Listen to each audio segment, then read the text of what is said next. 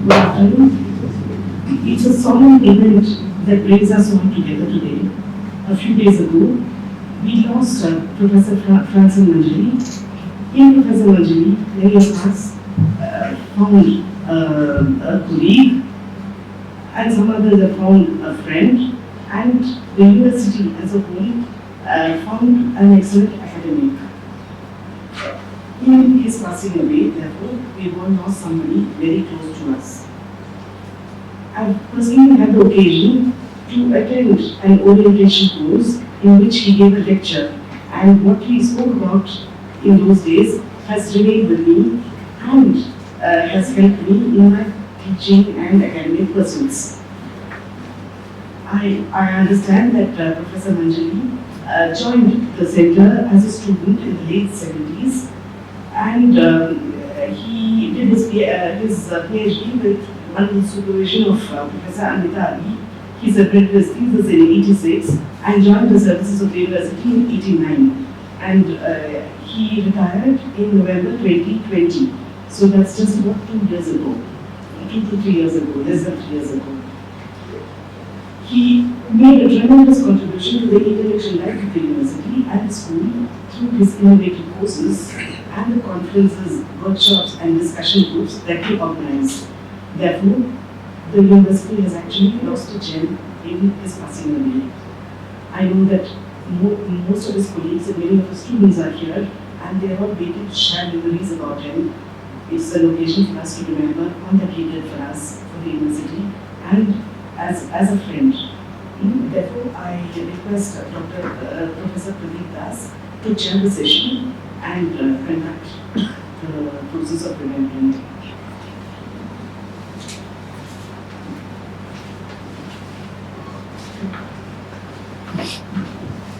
Thank you for this story.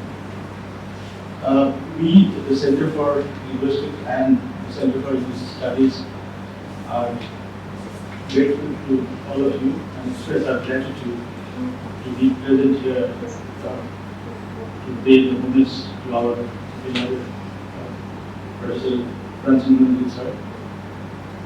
I'm sure all of us would witness that the social media was just flooded with messages from his students, from his colleagues, and the message was, of course, expressing their emotions, and the emotions, every message that you read would definitely make you sulk very differently, because nobody accepted, or nobody, I have not accepted even yet, but it is true that it was very difficult for us to bear the loss.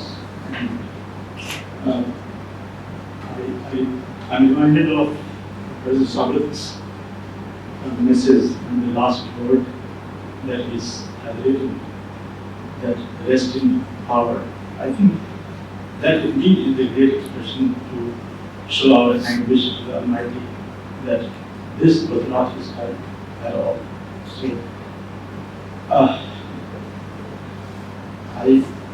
I'm not in a position to speak. I would request Professor Ashok to come.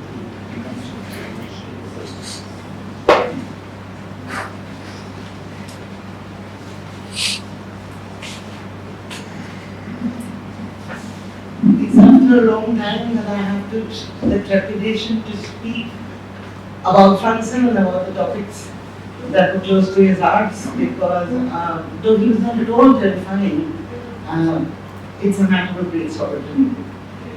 I would like to begin this remembrance of Professor Franson Manjali, who Franson, we were all ordered to call him, with a thought which is sourced from someone whose mind he knew well and found very interesting and stimulating, the philosopher Nietzsche, whom Franson edited a volume about in 2006.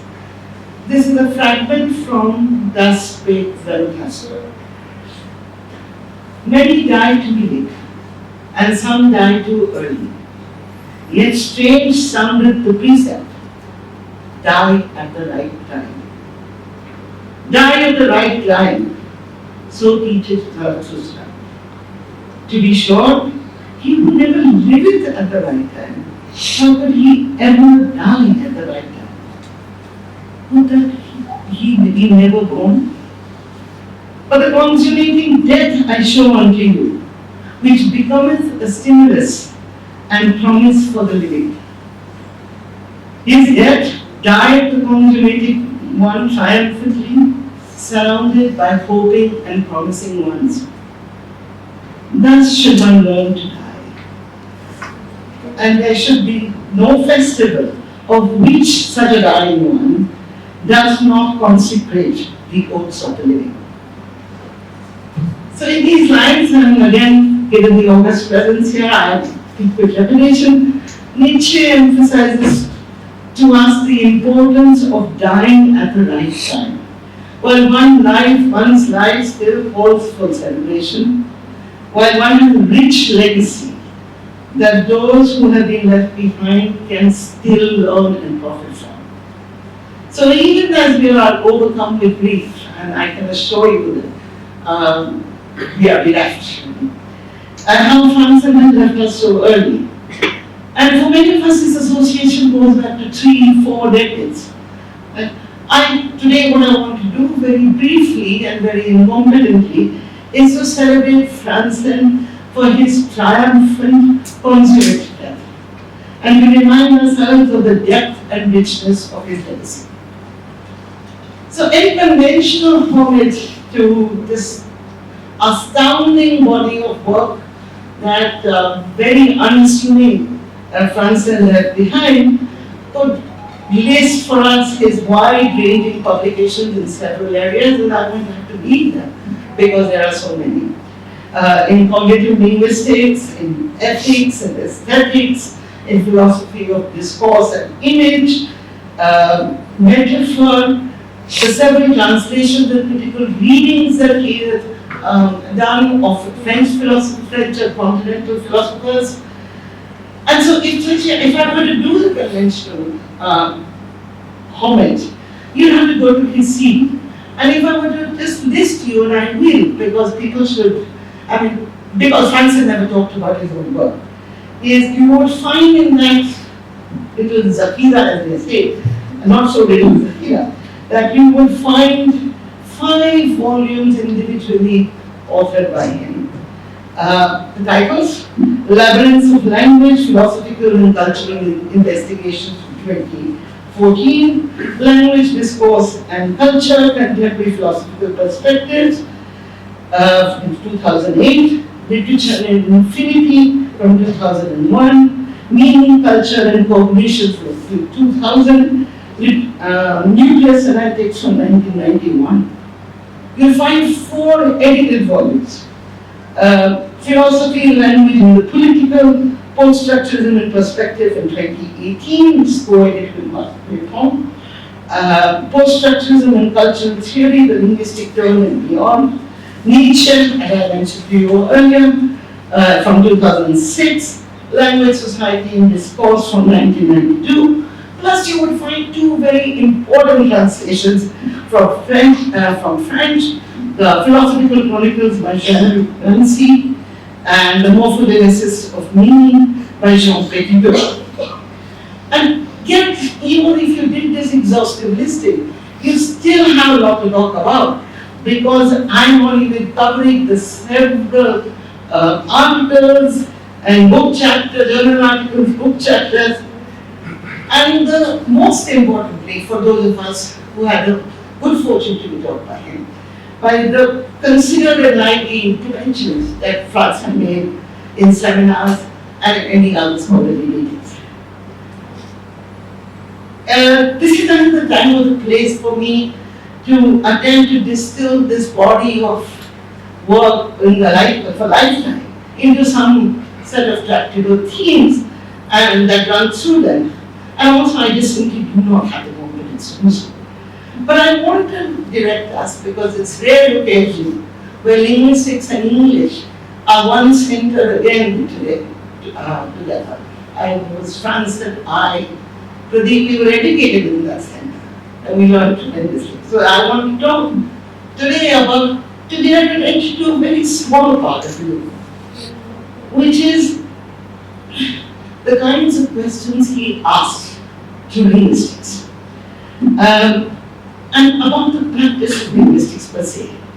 Because I think these questions, even if they are perhaps not fully intelligible in the way that I phrase them, is to demonstrate how vital his presence was for research in the Center for Linguistics. These questions were often the subject of his courses and lectures in the center, and it's in the interactions with students and colleagues. It was mainly because of his intervention that the research in CLE and then later CES was distinct and relevant to global scholarship in general, to the humanities and the social sciences. So the questions that Franson asked were deceptively very simple. And they were often, they were often posed from a contrarian position. They persistently demanded that linguists who have a lot of bread and butterism, that they can choose to locate themselves in the discipline of the humanities, in the discipline of the cognitive sciences. Most of these questions are extremely hard questions. And the most terrible thing about them is that they're extremely difficult to formulate, and very few of us have the courage to be able to ask them. So let me give you a sample of these questions. So, Franson would ask in his Introduction to Linguistics class, what is the study of language?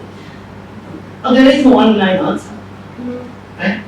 But and then to that answer, Franson would ask, is understanding the morphology, phonology, syntax, lexicon, social linguistics of language, is it really meeting the goal of truly studying language? So, is that indeed the study of language?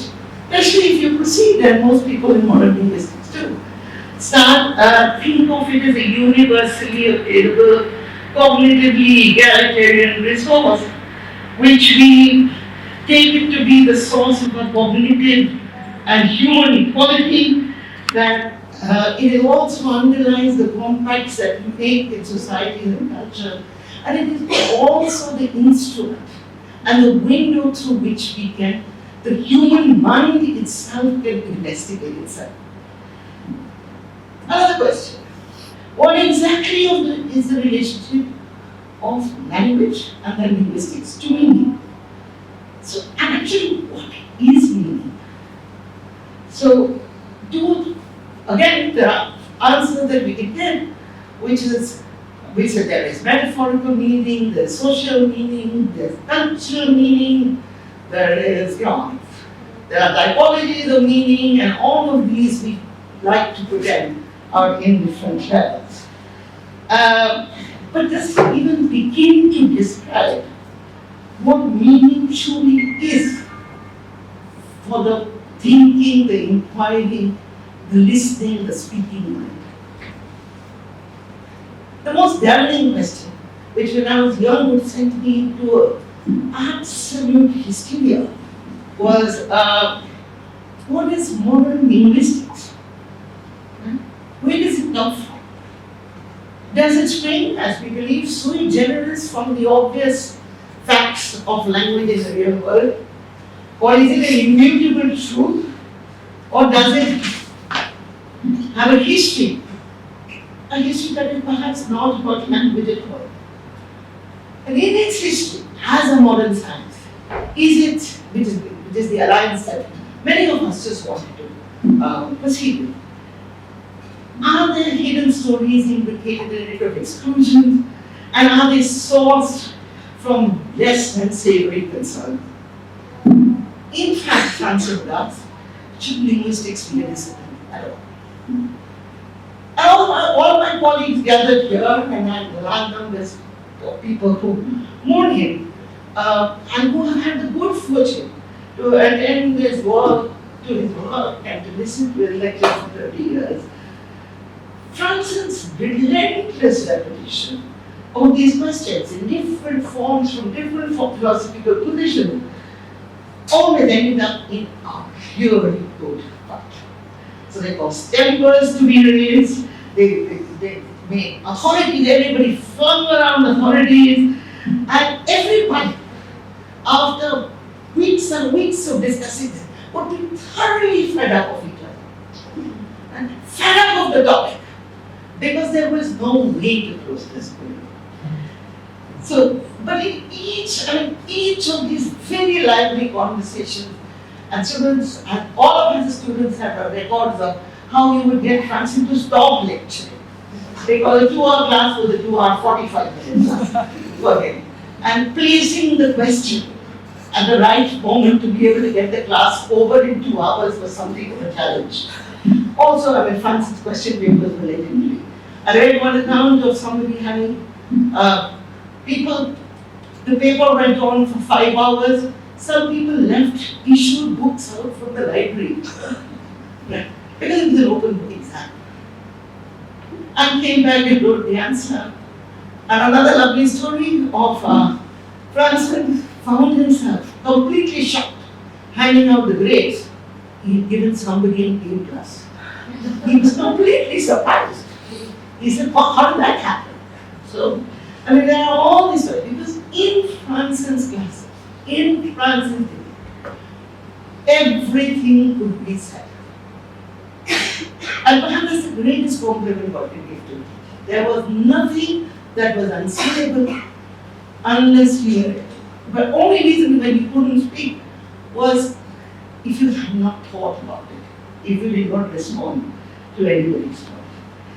So it should be therefore no surprise that Franson was a much loved teacher, a much loved PhD supervisor and film PhD supervisor.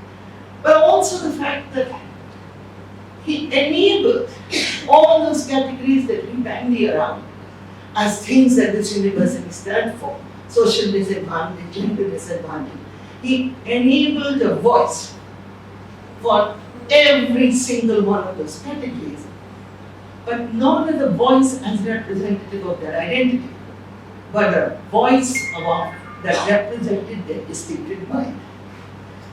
So with Franson's retirement in November, my colleague and I both, all of us will feel that not seeing Franson in the corridors was a tremendous loss for us. And some days would be there for the last 3 decades. But in the years that have passed since then, we have felt the loss more and more. Because it was because of Franson that we belonged in the center, in this university, that the dialogue that we would have with the social science and the humanities. For me, and I'll learn very soon, there is someone for whom I was the first batch of students of Franson. I've learned from him all my life. I've gone down kicking and screaming because Franson and I had very serious intellectual disagreements, but then personal ones. He was the first teacher I learned to call my name. He was the first one who demonstrated to me that answers are only good enough if they deepen the question. So if they lead to other questions. And I from him that I learned how to be a faculty member here, which is to understand that the only gift that you give a younger colleague is to give them a generous and hospitable platform.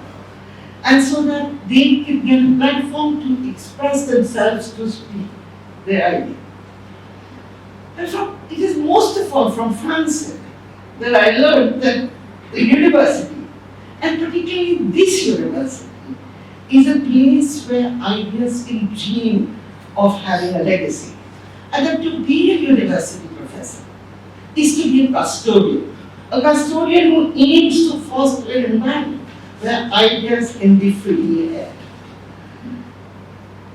Sadly today, to the legacy of ideas that he safeguarded in the JNU and in the university, right? We now must add Franson.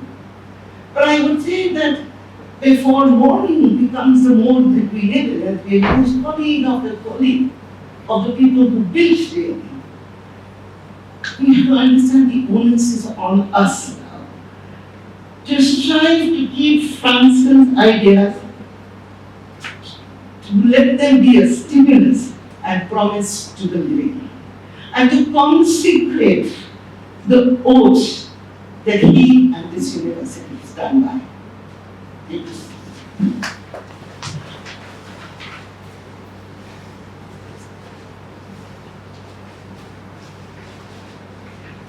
Thank you, Ajay. May I call now Professor Prasad to come and say a few words, please?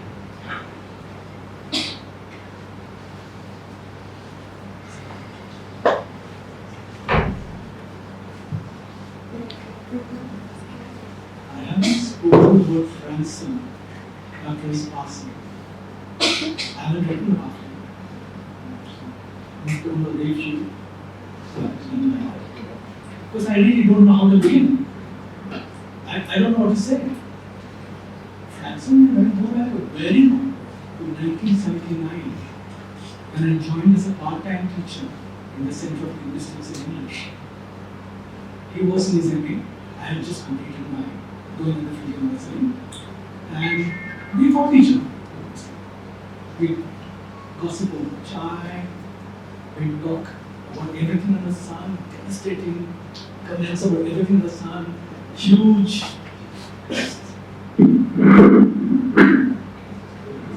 We gossip about everybody.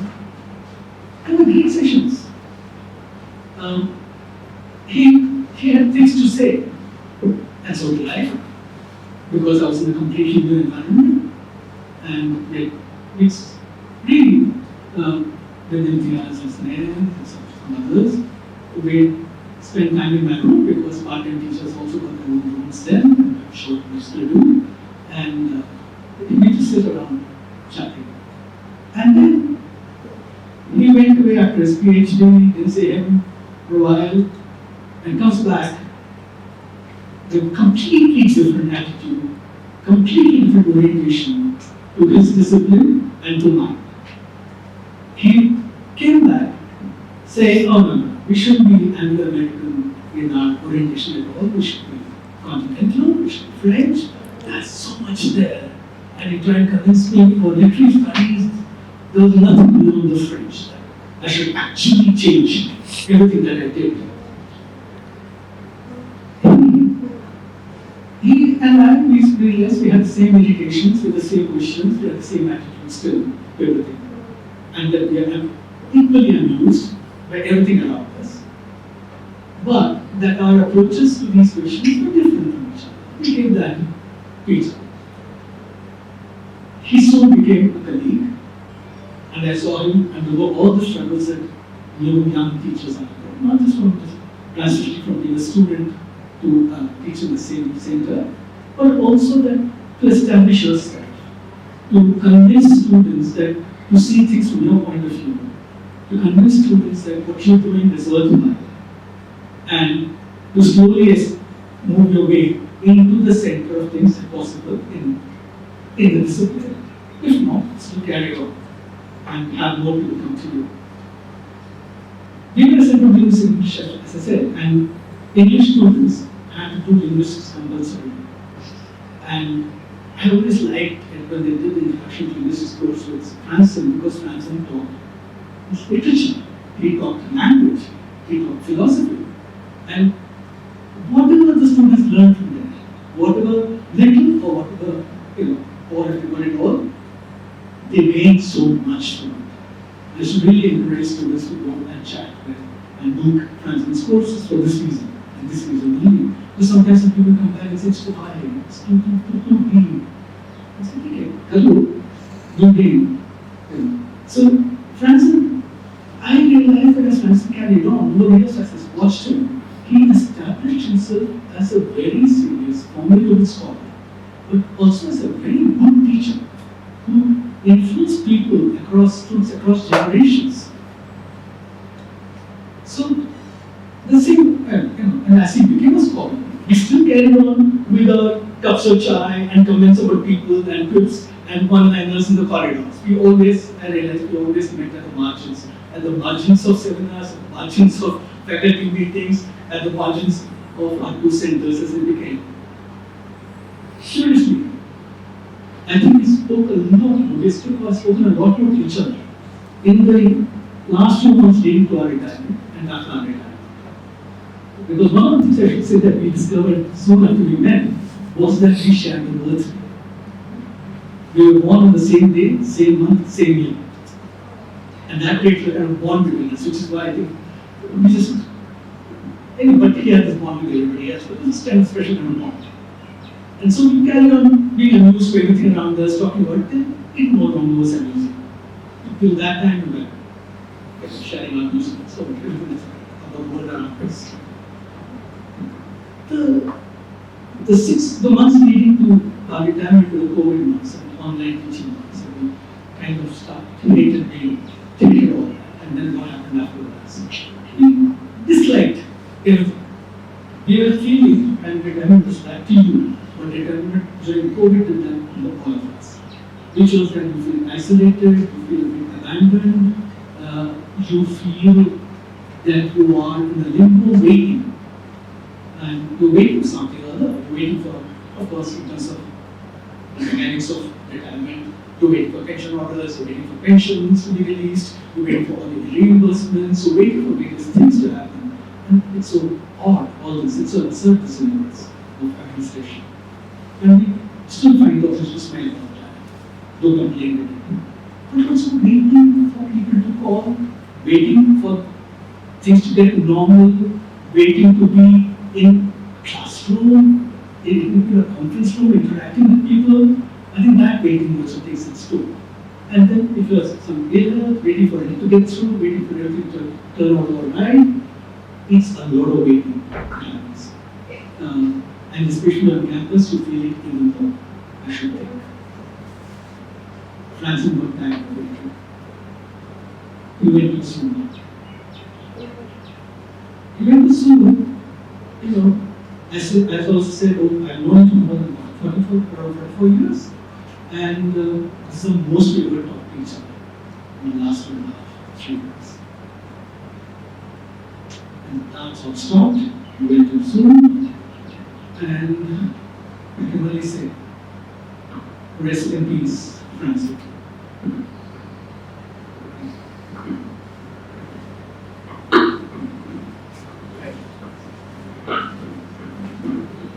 Thank you. May I now request Jawaharlal?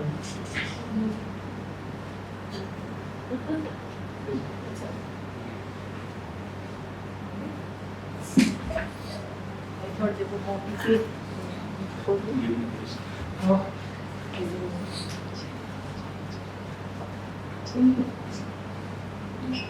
Hi. It was really, really shocking to hear what happened. And for me, personally, I felt, oh, Franson, how could he do this with you? My first reaction was, how could he? I mean, he's much younger to me. And look, I'm still here, I'm walking around, driving and doing things. And how could he go away? I mean, for me, that was the first reaction. And felt miserable that evening, you know, me and my husband, both of us, and we've known him for 45 years, 50 years now.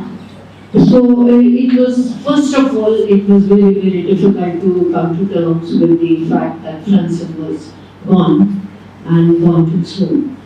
So since then, we started talking about him, reflecting on, you know, what it's been like together for so many years. And today, I mean, Aisha has spoken all about his, after let's say 89, 90 persona, you know, much loved by his students, and his classes were so engaging, and the fact that he would have a 9 to 11 class and I am standing outside the classroom at 11:40, Franson की class खत्म होगी तो मेरी शुरू होगी, he would always, you know, overshoot.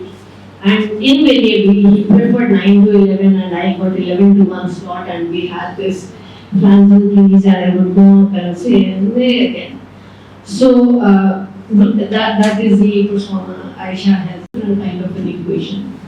But Professor Kapoor suggested once that why don't you take a few lectures? You're teaching social linguistics there, you're teaching applied linguistics there, why don't you give a few lectures there? So, all right. So, PhD students used to lecture there.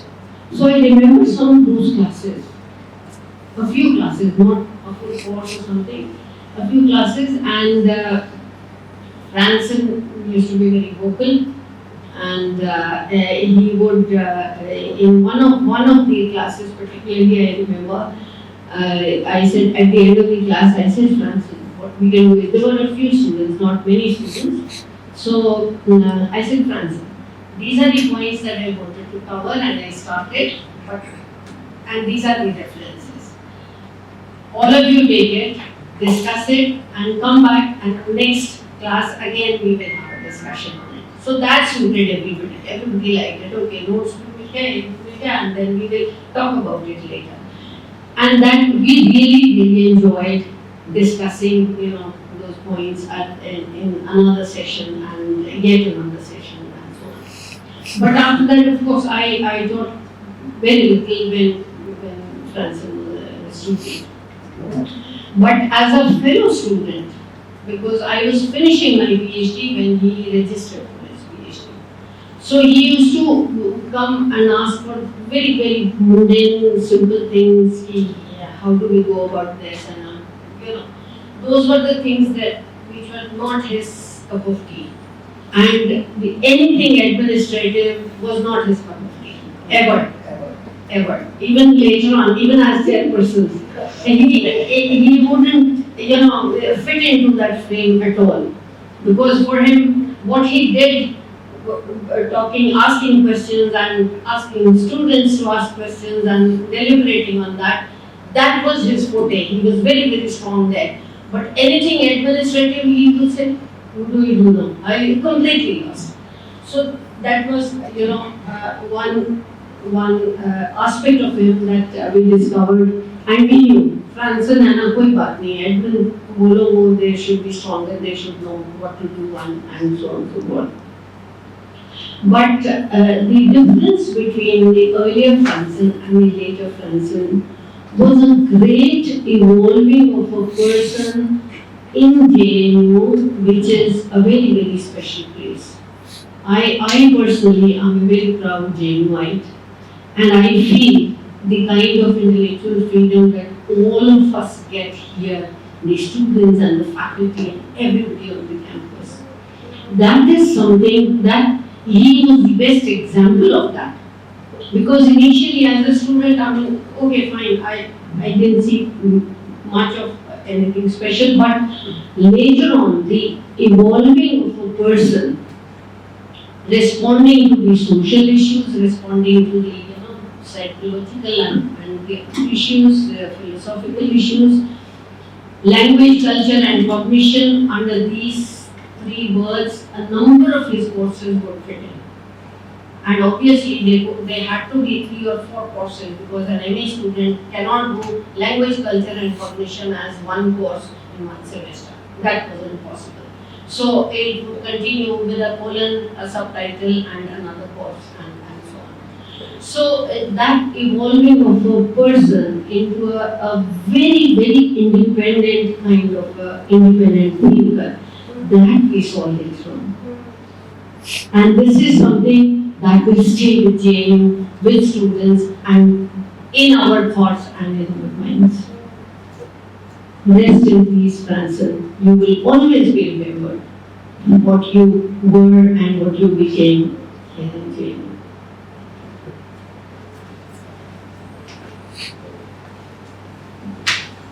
Thank you, ma'am, for sharing your thoughts. May I request now Professor Karim to please come and say a few words. For people like me who joined as faculty when he joined as a student, it's really a very sad occasion that he should have gone so early. Just 2 years after his retirement. My memories I mean, I really didn't teach Franson, but my memories of Franson as a student were of one who was very responsive in his classes, who would, I think, keep his teachers on toes, who had, I think, which is reflective of what we have seen later on in his life is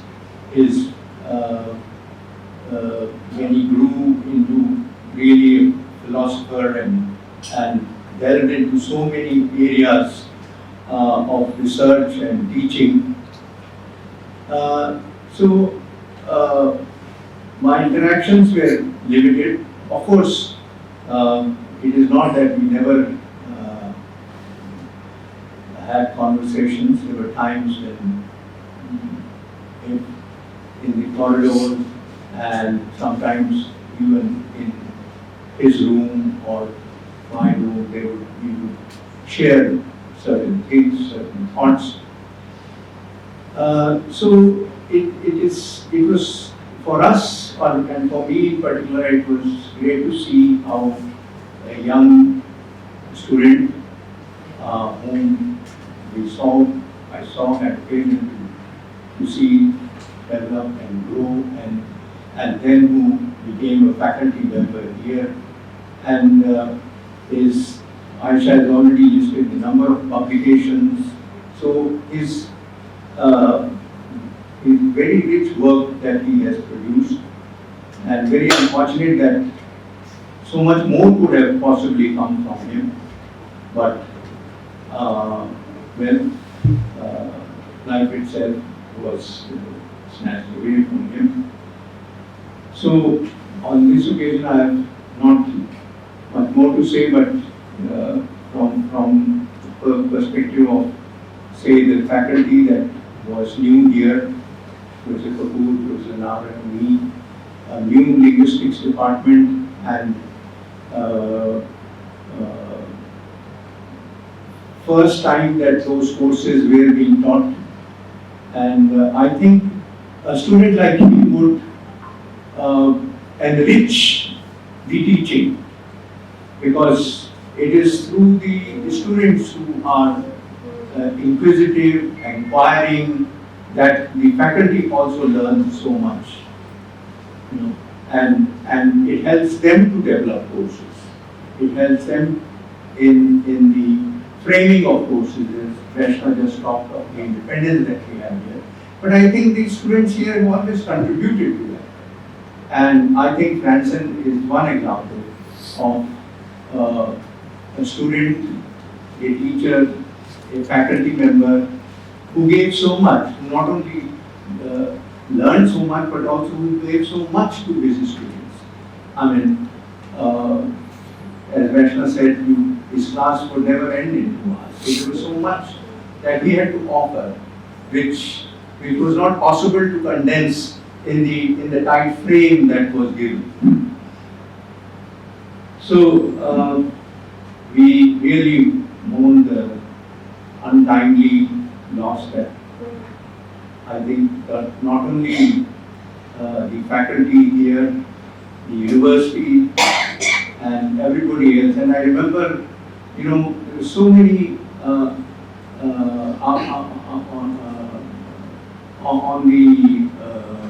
in some of the social media, the messages that we got, and how Franson was remembered by everybody. So my homage to him, and may his soul rest in peace.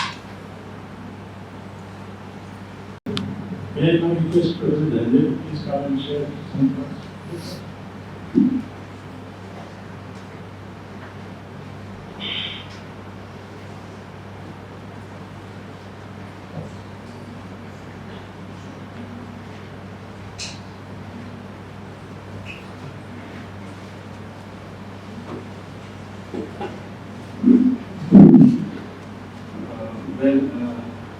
Like Sansan said, I find it difficult to write about Francis going. I've tried to, for a couple of times to write something. Because, Facebook, I've been seeing messages, but it was impossible to write. And when they said, I could say some words on here, and I don't think I can say anything which is in particular reflective of the person that Franson was. More than what can usually be said. It was difficult because as you move on, as you grow, as the years go by, there are moments of influence, moments we just get lost in yourself. Moments that you have felt extremely touched by somebody because there are stages of time that goes on like that. I remember Franson with a great sense of indebtedness, is only not right word to use. I don't know what word to use. I came here as a student. I remember him as a teacher. As a student from Arunachal Pradesh. All my life I studied in small villages and towns and Italy. And for somebody who had come from that background to JNU, and here I am still outside. I was living at Kathmandu, working as a tutor. By chance came to JNU, spent some time in Kaveri and felt that I need to be here. And for a year, studying British Council and Select Academy, preparing for JNU, and being scared of this very building because I thought people here are so knowledgeable, so much of what to say, intellectual is not the right word to use, prowess. And while I was staying in Kajwadi, I had with somebody I befriended from JNU and Linguistics. He said, "Come on, I'll take you with me to the building, meet some professors, and you feel all right." And he brought me to the first floor, and I said, "No, I can't talk to anybody because I just know what to talk." And I remember I had to kind of snatch and force myself away, and I went out. When I cleared the entrance examination film, he took me to somebody in Kaveri, and perhaps I went to the person a long time. He told me, this professor didn't know a lot, so you must be careful in the interview. You should give it a sense, you should not give an impression that you're over smart or something, and just be humble, be mild. So my first impression of Franson was that interview. And I remember Prasad Sir, Professor Saeed and Franson sitting together. And Professor Nehru just walked out of the room. And my synopsis of the Professor Nehru I took in French when we start. And I was remembering that person, Kaveri. And I read Sizu and really interested all in the British Council library. I never heard anybody pronounce Sizu. I read and were very hard. I never heard somebody. So of course I gave a very funny and very, of course, absent pronunciation. And Salim corrected me. He said that that's Sizu. So then I remember my friend in Kaveri, I said, actually, I don't know anything, but I'm here to learn and know. So Prasad Sir said that, where should we introduce somebody who don't know anything? So I said, no, I know something. Why I remember Franson? It's because then Franson, that very moment was a moment of my nemesis. I thought that's finished here. And it was a big thing. The JNU made me, JNU transformed me. if that moment had not been my moment, I don't know where I would have been in life. And that's why it's difficult to write what is going.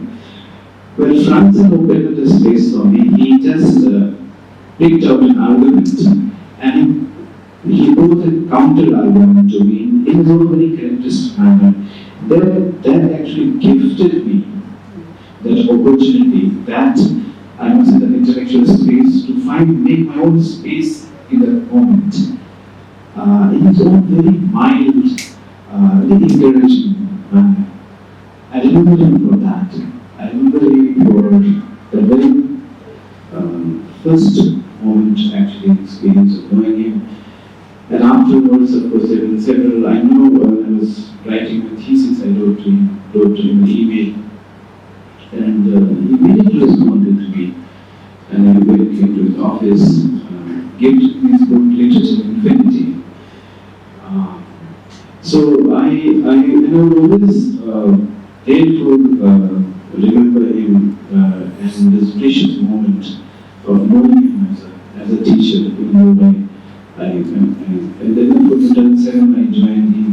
He actually called me to his room and said words of encouragement. So thank you so much, Franson, and rest in peace. Thank you indeed. You always remember. Thank you. Because this is so familiar, this space. In German, there is a common term.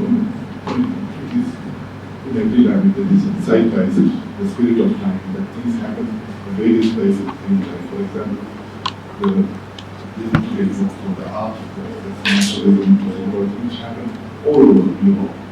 And I wonder if there is a similar term like the spirit of space. So German say organised.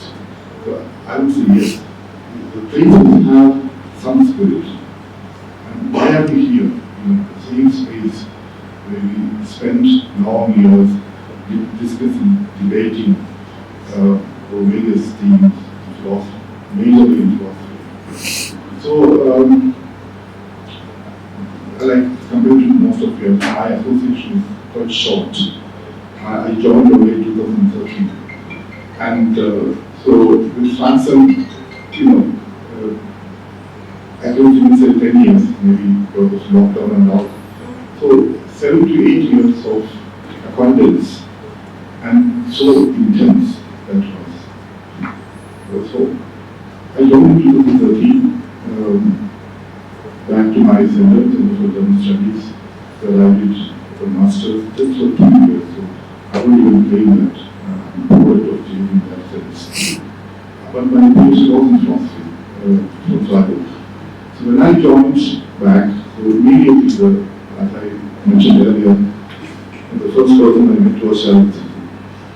And so I had certain fears, like coming back to a philosophy department for the long years of philosophy, because of the various schools in philosophy.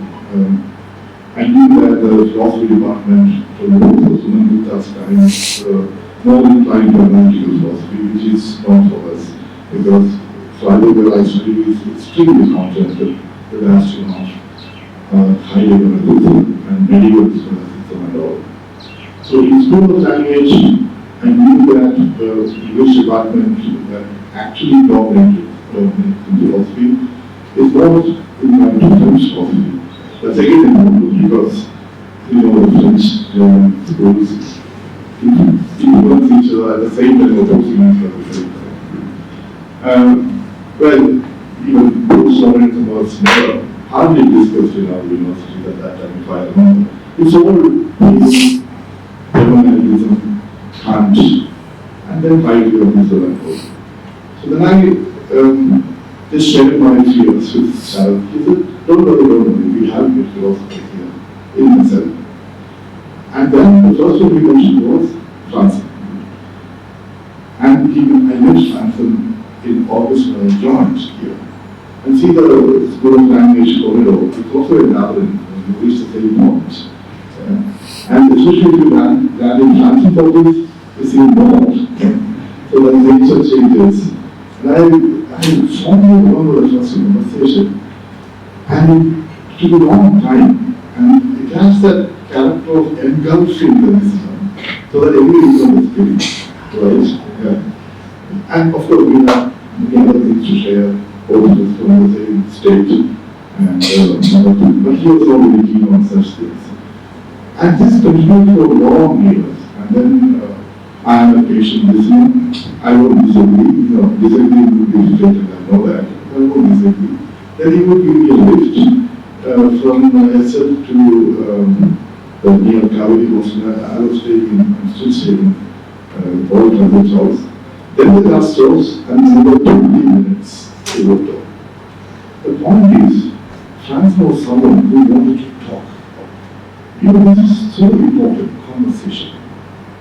So when I think of the history of dialogue, conversation, and writing, like we had at that time in Germany long debates on the Plato's, the critique of the script, the shift critique, the Plato's, the seventh letter.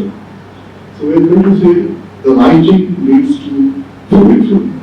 So he actually never, of course, he was a writer, a great writer, and but with the influence of the Egyptian way of philosophizing, Plato was all for talking, and writing itself is dialogue. And dialogue, and based on friendship, like Socrates and Parmenides or Phaedrus, many come, they drink chai or coffee or what, and then they start talking. And all the dialogues end in aporia. So this suits to Franson. Yeah? It is not just never-ending, because aporia, according to Aristotle, is actually a dead end. There's no way out. But you can also define or change that or interpret as an infinite being. So those are infinite. And I find this very interesting. It's not that, that I was so used to that way of talking, because it was still dominantly French for me. Because the fragmented references, extremely articulated, which was not allowed in the German school. There was still the clara, distincta, and the very groundedness and all. But all these contrasts made life so interesting. And I mean, of course, the major platform for association was philosophy colloquium. And I discussed it for this Franson and also for Bowie, and also Anil my mentor. And it all happened in a very organic and harmonic way. And when I recollect now, the first one was Alvarez, and in fact, Sopori wanted that to be in his school of science. He was not at all happy with the dominance of humanities. He understands that there should be more interdisciplinary discussions. And it was the school of life science, and I don't know, I mean, there was not a formal invitation. Everyone came. Gopal, then Anil, Sarah came, and Sarkar was there, and so he came, and I never invited him. And that was the beginning. Then there were 60 colloquiums in 4 or 5 years, and Franson was there all the time. And I don't know why, when people do something out of just, without any reason, and for example, this videography. And I had a kind of honor in Sony camera, and I used to take a video. And now I have it like in 7 or 8 videos, Franson is there, actively participating, discussing, debating, giving papers, and most memorable that moderating Barbara Kassa and Satya's book discussion on the discussion of Shelley. And then there was a conference I organized with Shogo on identity and void, where he gave a paper. And not just in, and the students came from all over, all the centers and schools in JNU and from DU, America. And then we were in IIT with Barbara Kassa, Patrick Manuel. And I fondly remember that conference with John Marcy in Richard Blanchard. It's a great experience, and I was sitting next to Franson. and very hesitant to ask a question to not see. He was like, ask a question, just ask a question. So then I looked up a question, as usual, that happens in a conference on Friday, and he gave a long answer. Long. So what I want to say is, when I, even watching video, Franson is always so serious, thinking, so I have it on YouTube. So he was searching for a thought. He was actually searching for a thought, and for that search, conversation is most essential. So what we do in the law of academia, we are also self-centric, we are ambitious, competitive, writing, publishing, and extending our CV, like a long list of publications, and getting fellowships and all these things, and finally repairing with great depression. I don't know what we have created in the end. So it's like Heidegger says, every philosopher thinks only one thought. So I think we have to search for that thought. And I have the feeling that he was actually searching for that. It's not that when knowing is a flow, he way argumentative, he never stops. Yeah? So you can only say, no, he was actually so interested in others' thoughts. Always. This I was observing, because I could observe because I was not arguing with someone. I was observing something, actually. And one moment I always remember, always cherished, that was 2014. Beginnings are always, you are very enthusiastic and charged. That was the side of the show event. And Satya is that weight of violence, which I hope you remember, in the library halls, and we all walked to that, and Franson Manjali to show home, and Satya was there, Saran was there, and many others showed those. So we had this discussion about Satya's book. And I was just thinking, at that time, I was actually working on the pre-Cartesian genesis of reason, the medieval classicism, and the time and the philosophy of the 16th century and before that, and see the Inquisition, the Spanish Conquista, and all the violence and the atrocities that happened. So I looked at it wrong and pursued to this: reason is born in violence. Immediately what I thought is, reason is born in violence. And I was so surprised, because normally the academics would not maybe discuss such thought in the course. So this I know even later, because later I was desperately trying to bring into a kind of discussion where I think I could also participate. That was, the knowledge and presence. Like the question is how the cognition transcends the limits of language and reach the object. Because when you work within language as a linguist or a philologian, and you are caught in a labyrinth of language also, I must say. But philosophy is not just language. I mean, I was more into sort of pre-verbal cognition, pre-verbal knowledge. So, and then the goal was semiotic and semantic. These are all very, very basic questions. And also the Nietzsche and the metaphor. And even metaphor, as Nietzsche would say, points to a crisis in the language. The problem is, all these are, very fundamental, but in JNU I was afraid to discuss this because these are very obvious things. Normally people don't discuss the obvious things, even though we think so. But Franson was ready for that. And that was the last discussion I had, one of the last discussions I had with you. Yeah, anyway, I don't, one thing I'm, amazed by the continuity of scholarship here in India. Because I came here as by chance, it was a coincidence, and also went back to Kerala. I also wrote a letter, come back to JNU, so we could start something translating poetry. So it was so personal, I came back just because of that. And now I'm here, so I wrote for 10 years. So this continuity, like we all remember that from Gilles, and many other, to Franson and many of you.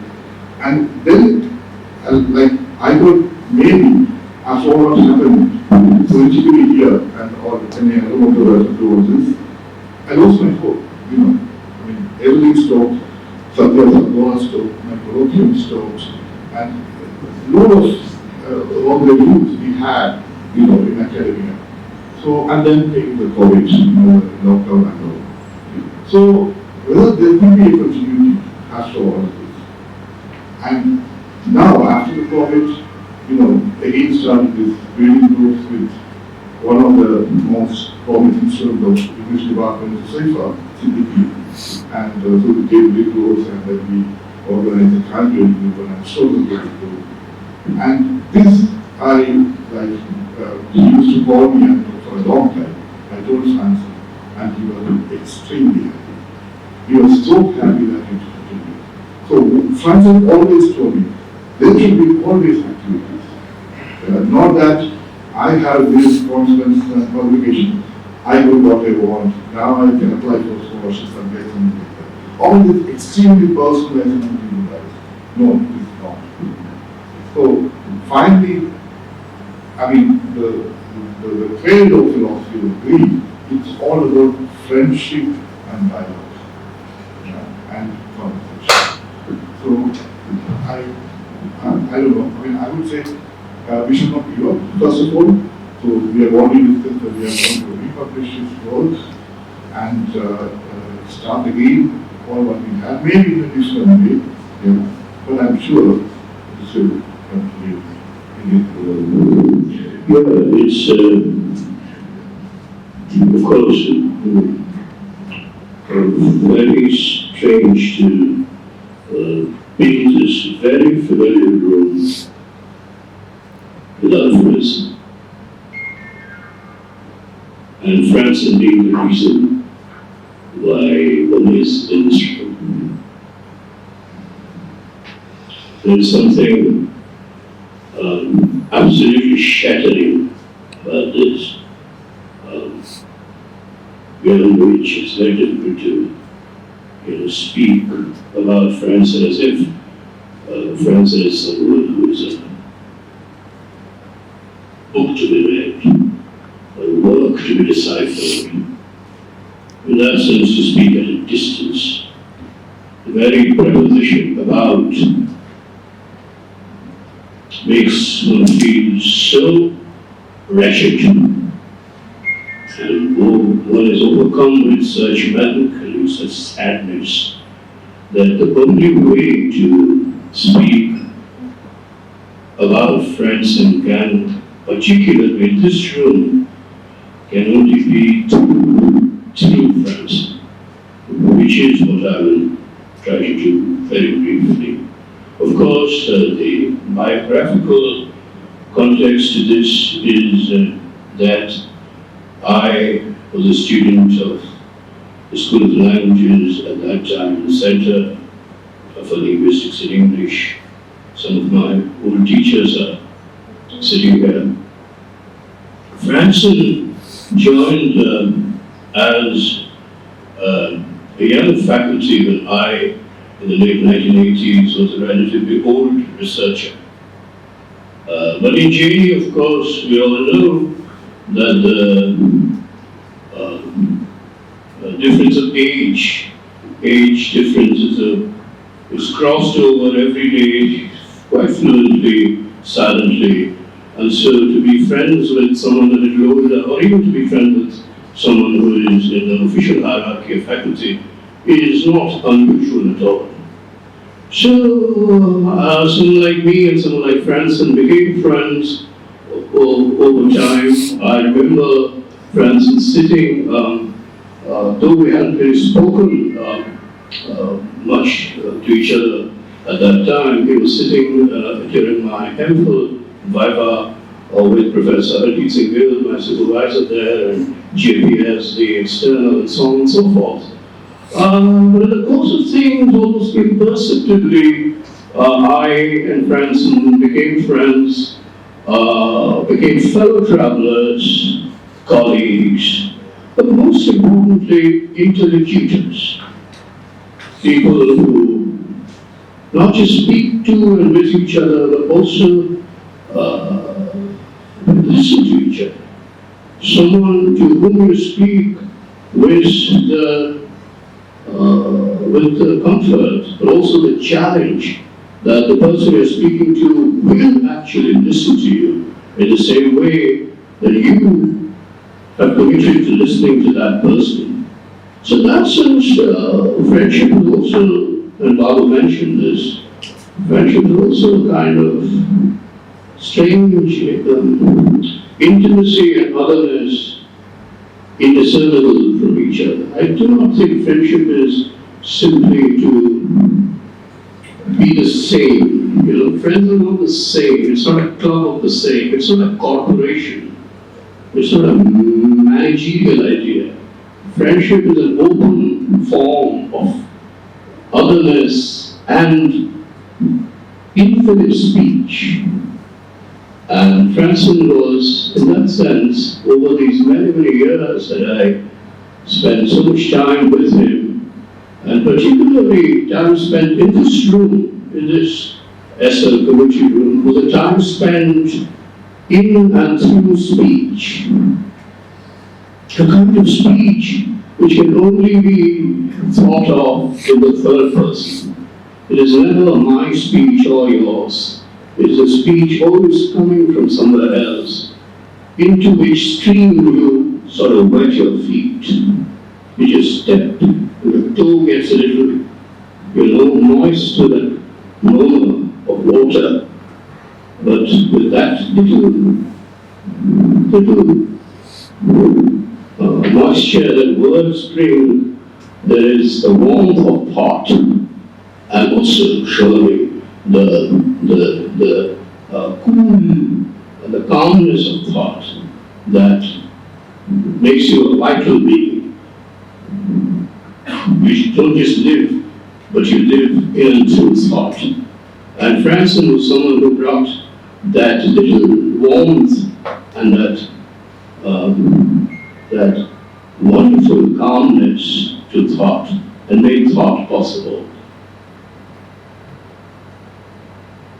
So, just to go back to 2 or 3 things that I recall he saying. In this room, also, around here, we call it JNU. JNU is nothing but an open space of speech, always coming from somewhere else. JNU is always somewhere else. I doubt JNU is here. Here is somewhere else. In that sense, just 3 things I'll recall with you today and go back. The first thing is, one day, I forget in what forum, but I think in this room, during some sort of a discussion, I think the discussion was about well, it's a big word, which I don't want to, make Franson, wherever he is or is not, or at least in memory, make it fidget with jargon. He hated jargon. But let's simply say that it was a kind of epistemological academic discussion about theory. The need for theory or the difficulty of theory. And Franson, in a very aphoristic way, in a brief moment, which is exactly what an intervention is. An intervention in speech is always a brief aphoristic moment, which is also a blinding moment of, brilliance. Franson said, one must always resist theory. That is something that has both stayed with me, but has meant something for me. It's not as if Franson explained this, but I think I have a vague sense of what he meant. I think what he meant was, don't think thought can be made into an object. So what you think about can all be saturated or reduced to objects, because theory really deals with objects. Theory is always a theory of objects, whether that be social science theory or linguistic theory or literary theory, art theory. Nevertheless, theory always is a reduction of something much broader, much more amorphous, and much more aporetic, as Baba said, to objects. And to that extent, Franson said, resist theory. The second context, I think that was not in this room, but probably, maybe, I don't quite remember, maybe during something that was going on in the the administrative block some years back, where people question, literally maybe, occupation of power. You know, who both has power and occupies power, whether it be at the level of the state or at the level of a university or even at the level of a individual department.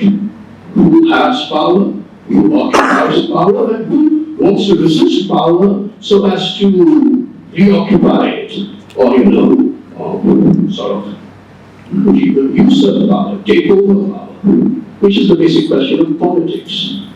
And I remember Franson saying to me, but before anything else, we must weaken power. We must weaken the very thought of power, the stakes of power.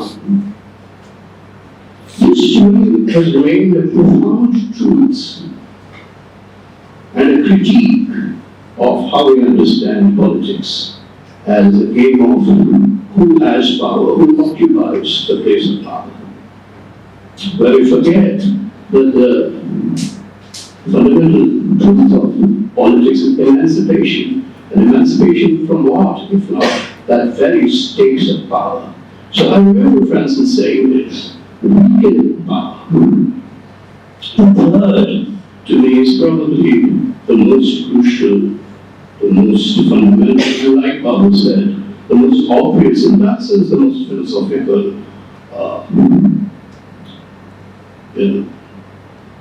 little sentence that he spoke in his lifetime of speech.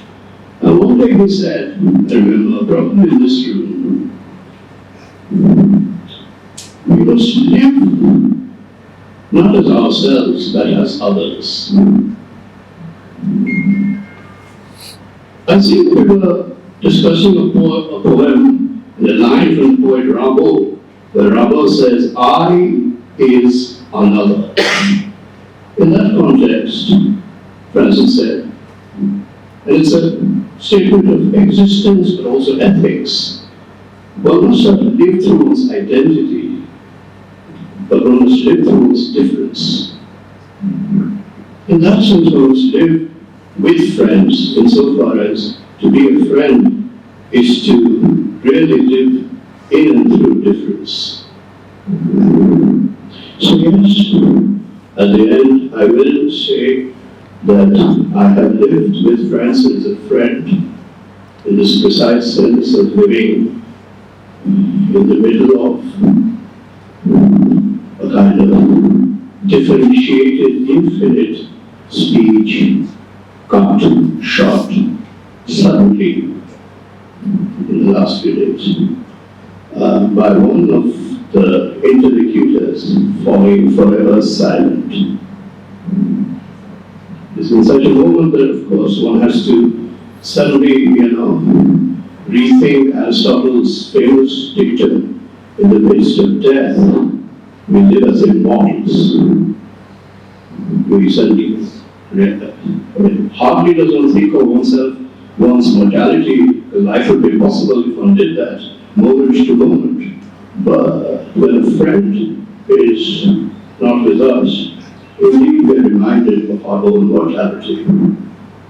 But precisely because we are reminded of our own mortality, probably the work from, not the work, but the new injunction of life as one is to live on, is to become a little bit of that friend, little bit of the other ourselves, in that sense to become a little bit of Franson in this room and outside, all of us becoming a little bit of Franson. That much. Thank you for your attention. This room is so much full of memories of Franson. I can't imagine that I'm standing here without him. Despite of all of you standing here or sitting here, it feels so lonely without him. So I know that I'll not be able to speak to you without breaking down. So I have written a short text, so I'll read out to you the short text.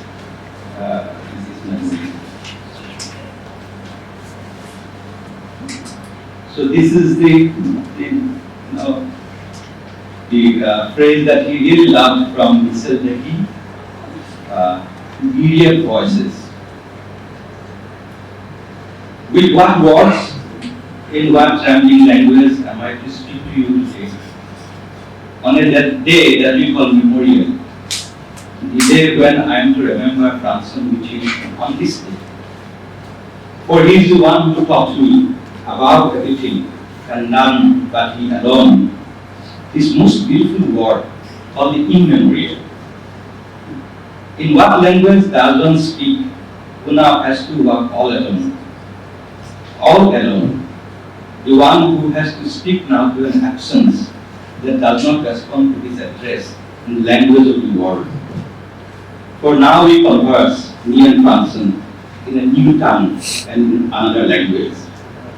We now sing to another tune, a relation not measured by the years of this earthly life, a relation made up of an infinite conversation. What to remember, what to forget. Unless it were the memory of the immemorial, for he taught me more than anyone else, and he alone, this beautiful word, immemorial. For he alone, more than anyone else, opened up for me this dimension of the immemorial. It is this that we share, sharing the unshareable, and we share it together, and yet each one of us singularly, with distance and proximity between us, contrary, wherein lies this enigma of the immemorial, and its intrigue, its indelible secret, its invisibility to the intelligibility of the world, and its inaudibility to the clamor of language.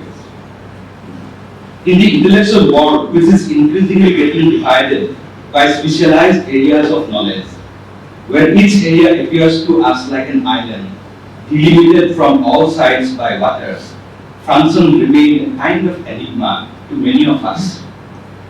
A strange figure whose strangeness paradoxically had such an ineffable attraction that it invisibly and imperceptibly drew each one of us to be ever nearer to him. This alone perhaps explains why Franson never had any enemy, but only friends, even though not too many.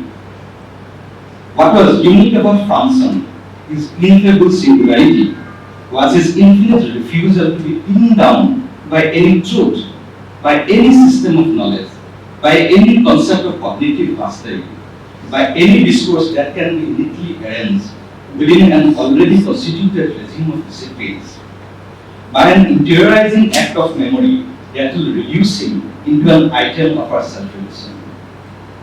This singularity consists of ever transgressing the limits of any given systems of knowledge, of geopolitical territories, of the constituted orders of any given moods of being, living amidst us, breathing with us, and sharing with us the air of the earth.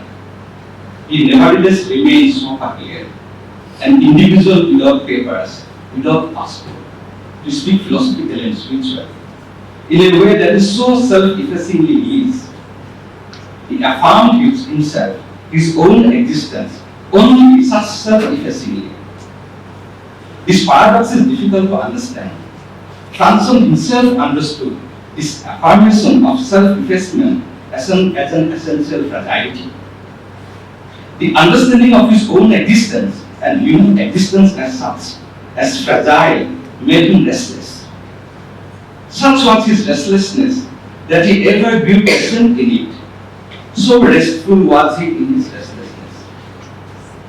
In all his restlessness, restlessly transgressing discourses of knowledge, he studied chemistry, then journalism, and semantics and semiotics, the philosophy of language and whatnot, opening up each border and closer in turn, only to open up still another limit in turn. He, however, remained patient in his restlessness. For what was so unconditionally exigent for him was how not to be totalized, how not to be incorporated into any form of totality, whether geopolitical or discursive. He remained ahead of us, all of us in this respect, in a fashion that is singularly his, in his actions and in his thoughts, bearing it about him, something like an excess of non-knowledge. The solitude was at once so painful for him, and yet liberating, as if this pain was the only condition of possibility of his own existence. From this enigmatic depth flowed his love in his own fragile way, in a fragility that was at once firm and rigorous, something that I saw him maintaining alone in such a fragile fashion. He loved this world, all the beautiful flowers on this earth, and the children of mortals, as he loved specific individuals in each one's irreducible individualism. And he loved the world to the point of being unbearable, bearing this unbearable pain to the point of being holding himself responsible for the suffering of the world, as if as it were. The world was becoming too much harsh for his angelic soul, or rather, he was becoming too beautiful for the world. So restless do he, resting entirely in this restlessness, so that he continually ventured steps beyond in ways imperceptible to many and visible only to the few. And so imperceptibly and so quietly, he lived his life like the faint murmurs of evening breeze. He imprinted on the inner depths of our souls, whoever lives he has entered, the images of his angelic face, the lovely sounds of his beautiful, childlike laughter, and furious passion that quietly lived within him like a life-giving source of fire. It is strange that my conversation with him, when I first met him 24 years back, and my last conversation with him just few days before his death, were about death. The question of death was so obsessed. I was so obsessed with the question of death 24 years back that I went ahead to address this question in my doctoral work under his supervision. In my last conversation with him, the question of death came to be coupled up with the question of resurrection. He saw death approaching him, and he turned to ask me, what should he do? What should one say to the other, which was already seeing it all coming, something that only he could see? For he alone now, on the threshold of its arrival, could see now the invisible. I can only say now, when it is too late to respond to him, when he no longer responds back, what am I to say as survivor? But who is the survivor? The survivor is the one who mourns for his departed friend. Here is what Franson himself had to say in his inevitably beautiful language of what does it mean to be a survivor, which is to say, what it means to be a friend of the one who has just departed. This is a beautiful passage from his little essay called The Discourse of Death. In a certain way, all writing, all literature, at least from an ethical point of view, is a work of mourning. One leaves behind a certain familiar world, carries it forward to another. Friendship, fidelity gives way to survival. This is what can be referred to as the politics of mourning, which is, in the case of Derrida, was never separated from what he called the politics of friendship. The phenomenon of mourning, which is so central to human culture as such, and yet at the same time, such an irreducible solitude is this mourning, is inextricably bound up with the ethical exigency of responsibility that defines profound friendships. For Franson and for me too, this community with the other is crucial to the human existence in this world. And this idea of communion with the other, not a mythic fascist way, that I shared with him. And this was the most important question in my infinite conversation with him that lasted all throughout last 24 years and still to continue beyond death. in the time that has remained for us. In my last conversation with him, I insisted on the existential veracity of the idea of resurrection, and I trembled while speaking. I was already sobbing inwardly, for I came to feel that he was already seeing it coming towards him from an extremity of life. With my insistence of resurrection, I tried to take away from that its ultimate meaning for human existence. This thought would not have been possible without him. This thought is the unconditional gift to me from him, to all of us who know Franson, the person and the philosopher. It's now the responsibility of each one of us, each one in a singular fashion, to pass on to still others this gift, this ineffable, profoundly beautiful, this excessive gift of friendship that survives that, and in such a way that it even exceeds that. For, as this King Solomon sings, love is strong as death. Thank you. He is so blessed. May I now request Professor Roji to come, please, and say a few words.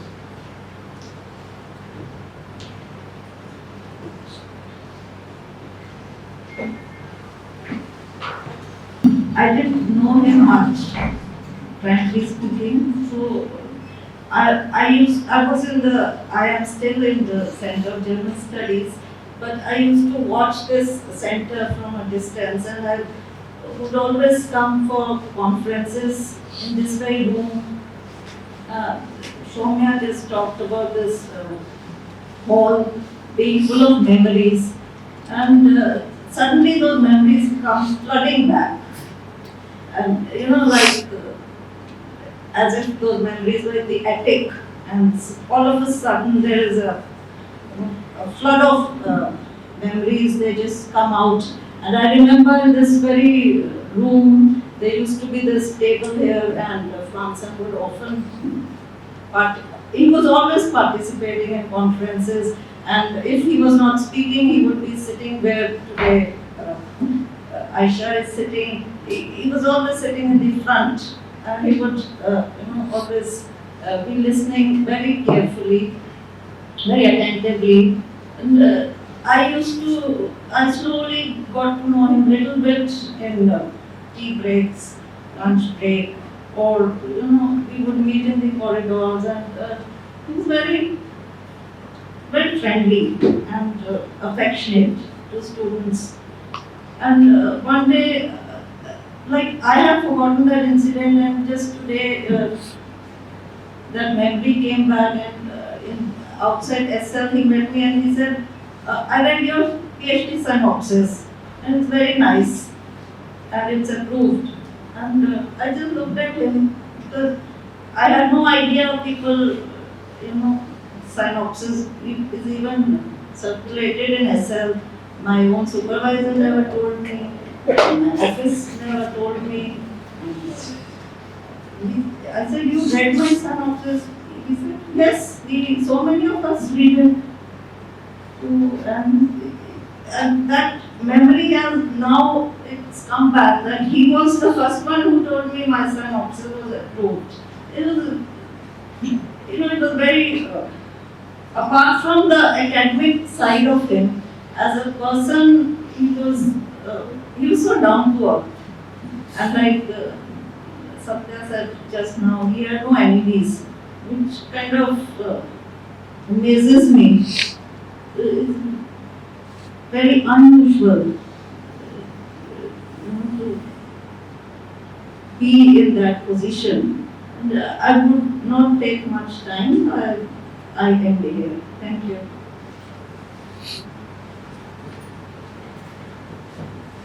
Thank you, Professor Roji. Now the list of people who were supposed to come and speak, I think some of them have said that the floor should be given to anybody else who want to volunteer and come and speak on this side.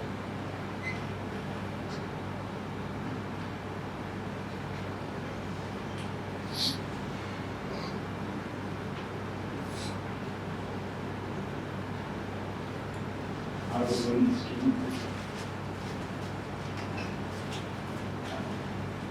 Hi. I don't want to take too long. I just read a poem recently that I think Professor Manjali would have really enjoyed, and I'm just going to read that.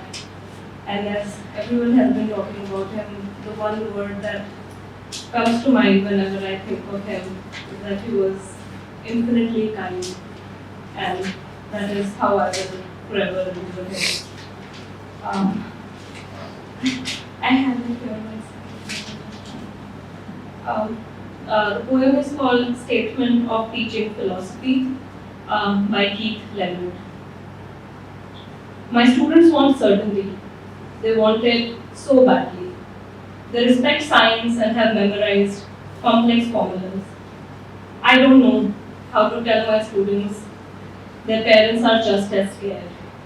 The bullies get bigger and bigger, and you cannot punch a cloud. I have eulogies for all my loved ones prepared, but cannot include this fact in my lesson plans. The best teacher I ever had told me to meet him at the basketball court. We played pickup for hours. By the end, I lay panting on the hardwood and couldn't so much as stand. He told me to describe the pain in my chest. I tried. I couldn't find the words. Not exactly. Listen, he said. That's where language ends.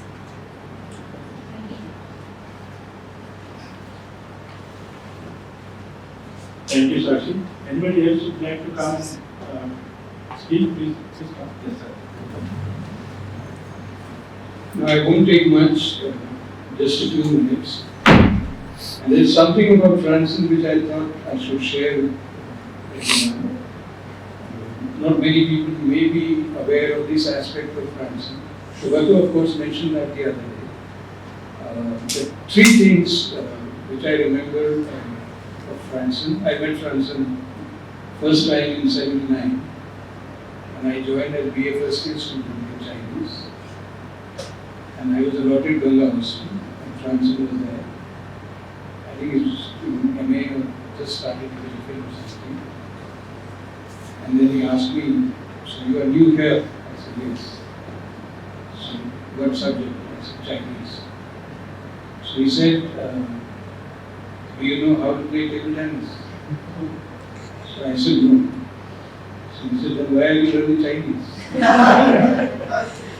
So he invited me that same evening to the recreation room on top of the desk in the Homage to play table tennis with him. Of course, I never held table tennis bat or something in my life. But he was a terrific player. And he could stand 5 feet away from the table and keep control of the table and the ball. And those who have seen him play table tennis, they will wonder how agile he was. And I think that agility, that being agile, stayed with him till the end. Maybe more intellectually rather than on the table tennis table. So that was one thing which I wanted to share and say. And two more things very quickly. I still call him a typical JNU for two things. One, that he will always question everything, and he will make you also question everything. But more importantly, why I think that he was a typical JNU, because he was very accessible to students, in particular, to his colleagues, intellectually, personally, as a friend, he was always accessible. And I think these two things I identify or I associate with being a typical JNU.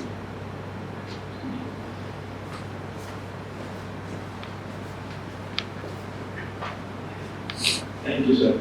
Anybody else who would want to come and share your thoughts for Professor Manjali, sir, please?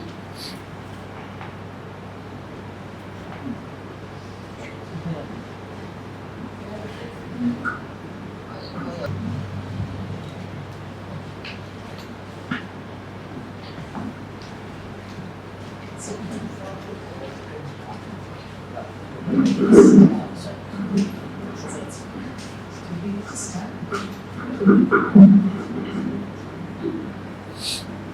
everyone. It's a very sad moment.